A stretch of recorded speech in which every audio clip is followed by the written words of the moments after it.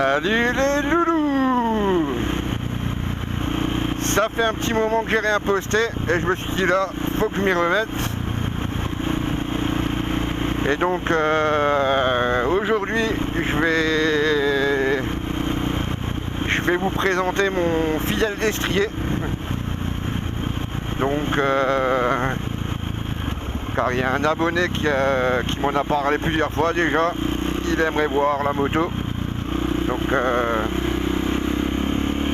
petite vidéo de présentation aujourd'hui. On va essayer de se trouver un petit coin tranquille, sympa, pour se poser.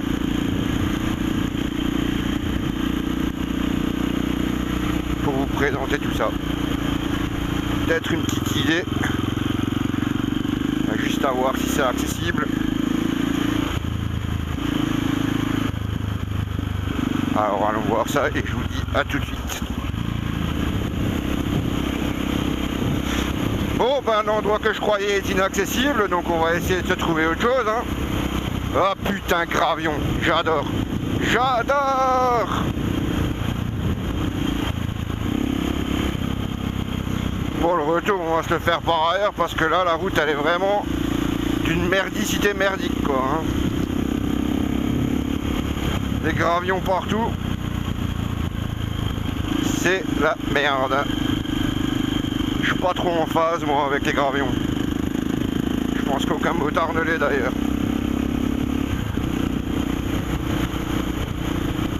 Ah bah en plus c'est mouillé en plus de ça. Nickel.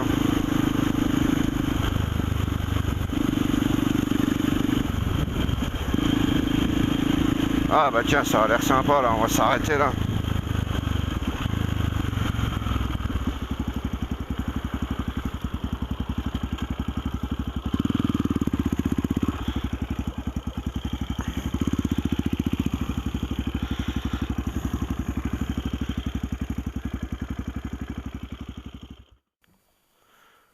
Alors voilà, le fidèle destrier. Je vous le présente enfin. Donc KTM 660 SMC de 2006. Alors une moto totalement, j'allais dire un peu rustique. On va dire c'est radical en fait quoi. Un gros mono avec un gros carbu qui est juste là. Le démarreur. Alors c'est un coup de main à prendre, enfin plutôt un coup de pied. J'ai passé 3 jours chez l'ancien propriétaire pour la démarrer. Je lui avais dit je l'adore beaucoup ta moto, mais par contre je serais pas sûr de te la prendre si j'arrive pas à la démarrer. À l'avant, petite plaque phare que j'ai peut-être changé d'ailleurs. Je vais peut-être passer à celle d'un EXC qui me plaît bien. Des petits clignotants LED. Donc niveau de l'échappement, on est donc sur du Akrapovic, donc double sortie. Alors je sais pas si c'est le fait qu'il n'y ait pas les autocollants sur le côté, mais pour l'instant on m'a jamais fait chier par rapport à ça. Et voilà. Que dire de plus, je vous dis, hein, c'est tellement il y a tellement pas grand chose là-dessus que en fait il n'y a pas grand chose à en dire quoi. Donc ouais, niveau fourche et suspension arrière, on est sur du White Power, qui est donc une marque appartenant à KTM. Vous voyez là le White Power. Niveau de la boîte, on est sur du 5 rapports. Des fois il manque un peu une 6ème, j'avoue. Mais en même temps, c'est pas une bécane faite pour rouler non plus. Faut pas vouloir aller à 200 à l'heure avec ça, hein, tout simplement. Hein.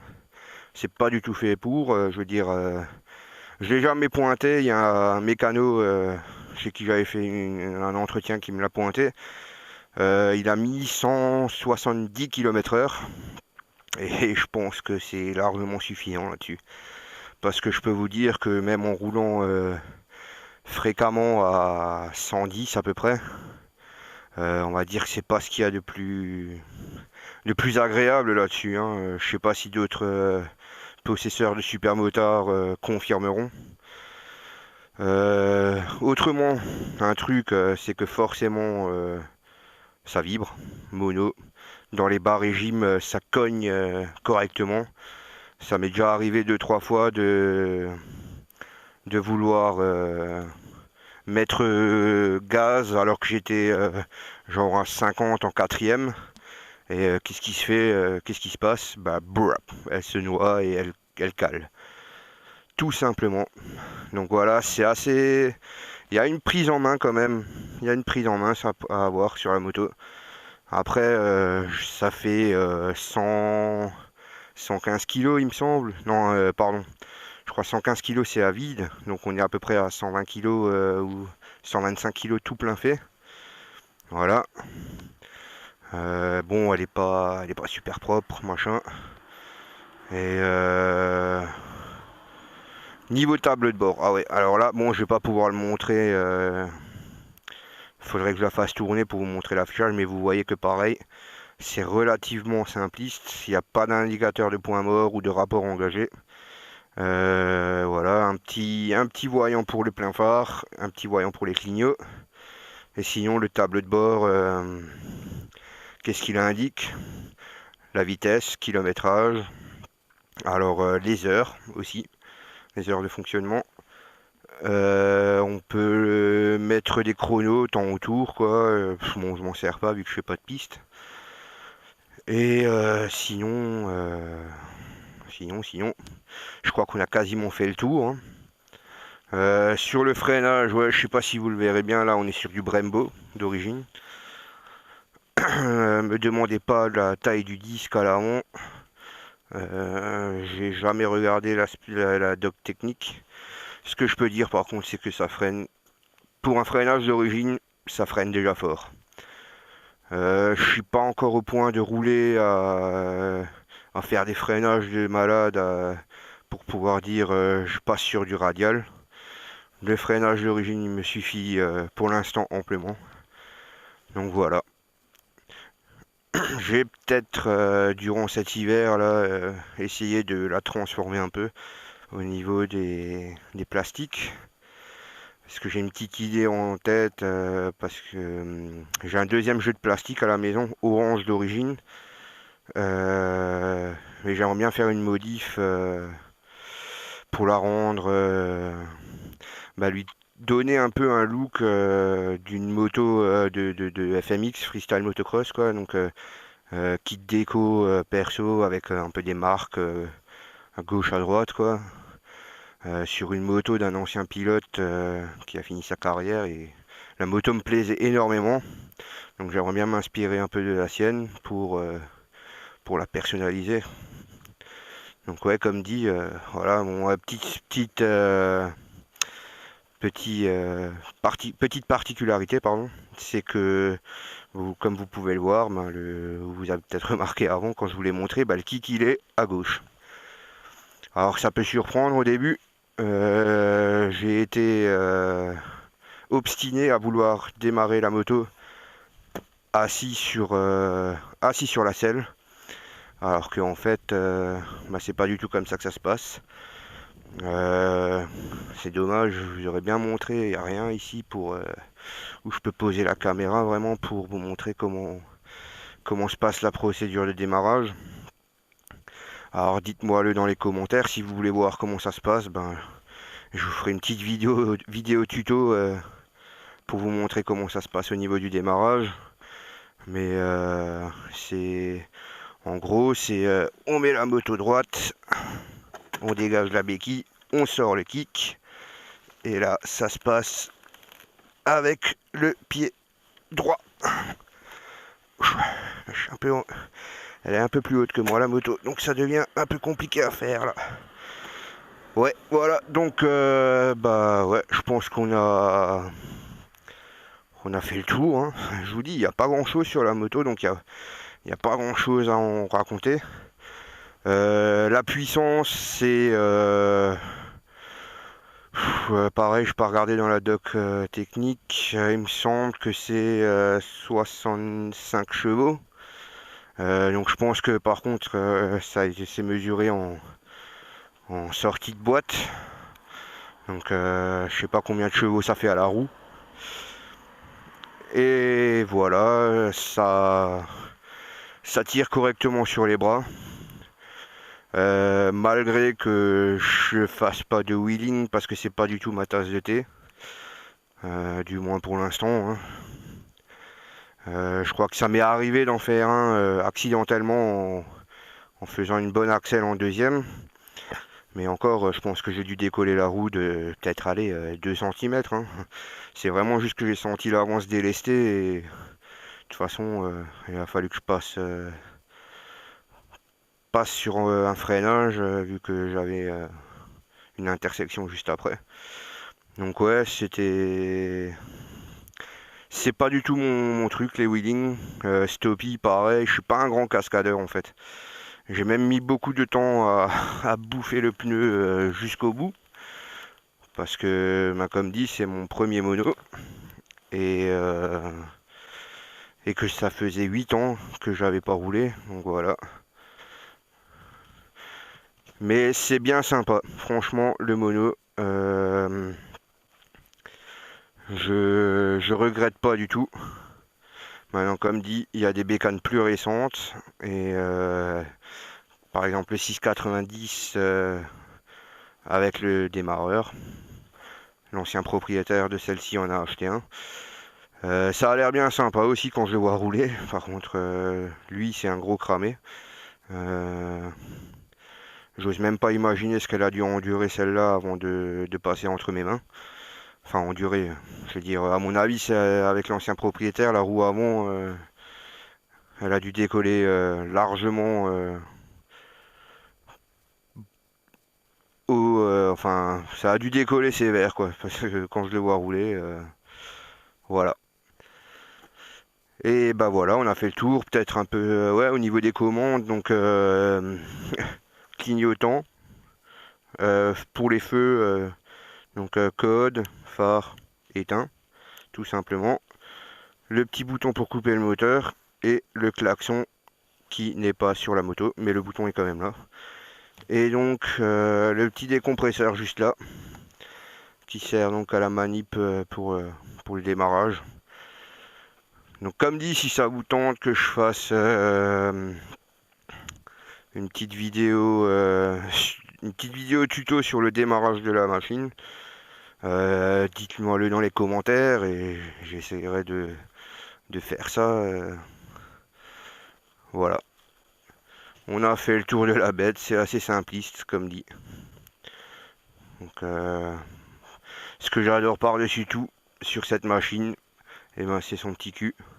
Avec les deux grosses sorties là, ça le fait sacrément bien. Alors s'il y en a qui me demandent à quoi servent les tuyaux autour là, en fait c'est en cas de chute. C'est pour pas rayer les cartouches tout simplement. C'est pas moi qui l'ai monté, c'était déjà sur la moto. Bon, je me suis dit voilà, je le laisse. Ça peut toujours servir, hein, ne sait-on jamais. Je l'espère pas, mais on n'est jamais à l'abri. Et voilà. Donc vidéo de présentation, check, c'est fait. Dites-moi ce que vous en pensez. Je sais pas si parce que là j'ai la GoPro sur le casque. Je filme avec mon casque sur la tête, donc je pense que la prise de vue devrait être pas mal. Mais dites-moi ce que vous en pensez. J'espère que ça va le rendre. Et sur ce, maintenant, vu que j'ai encore la veste sur le dos et qu'il fait quand même chaud, je suis un peu en nage. Donc maintenant, on va aller à un rassemblement de motards à quelques kilomètres d'ici. Et on va aller y boire un petit coup. Voir si on croise du monde qu'on connaît. Ce qui ne m'étonnerait pas. Et voilà. Donc sur ce, je vous dis à la prochaine. A plus les loulous. Alors je viens de me rendre compte que j'ai oublié de vous parler d'une chose en fait. C'est le petit réservoir qui est juste là. Donc contenance 9 litres pour pour une autonomie d'environ 130 km. Et le tout forcément sans témoin. Donc tout ça, ça se fait au jugé tout simplement. Est-ce que je suis en train de rouler fort? Est-ce que je suis pas en train de rouler fort? Et selon ça, de temps en temps, on ouvre le réservoir, on jette un petit coup d'œil, histoire de voir où on en est. C'est aussi simple que ça. Alors il y en a que ça rebuterait tout de suite. Moi je dis c'est pareil. Tout simplement, faut s'y faire. Alors c'est sûr que c'est pas la bécane avec laquelle je vais faire des balades de 400 ou 500 bornes. Je reste relativement souvent sur le secteur de chez moi. Bon, ça m'est déjà arrivé de me promener en Allemagne aussi. D'ailleurs, je crois, un des premiers week-ends où je l'avais, je vais directement aller taper un gros col en Allemagne. Moi, connaissant à peine la moto, allez hop, c'est parti. J'avais même pas encore la vraie carte grise, donc j'étais déjà interdit de sortie de territoire. Alors voilà, c'était peut-être pas très malin, mais il faisait beau, il faisait chaud, j'avais trop envie de rouler avec mes potes. Mais bon, pareil, vu que je découvrais la moto, en plus de ça, j'étais vraiment en mode papy, quoi. Hein. Donc voilà. Et tiens, peut-être que vous voyez mieux maintenant le compteur. Alors je vais pas m'amuser à changer là, donc vous pouvez voir le kilométrage qu'elle a actuellement, 21 310. Et voilà, donc ouais, si jamais j'ai oublié des choses, ou s'il y a des choses que vous voudriez savoir, n'hésitez pas à m'envoyer un petit message, un commentaire sur YouTube. Ah d'ailleurs, oh putain ouais, j'ai failli oublier ça aussi. J'ai fait ma page Facebook. Je vous mettrai le lien en commentaire de la vidéo, dans la description. Et voilà, donc je dis à ceux qui sont déjà abonnés à ma page Facebook, n'hésitez pas à venir vous abonner à ma page YouTube, à mon compte YouTube. Et inversement, ceux qui sont déjà abonnés sur YouTube, n'hésitez pas à venir vous abonner à ma page Facebook, tout simplement.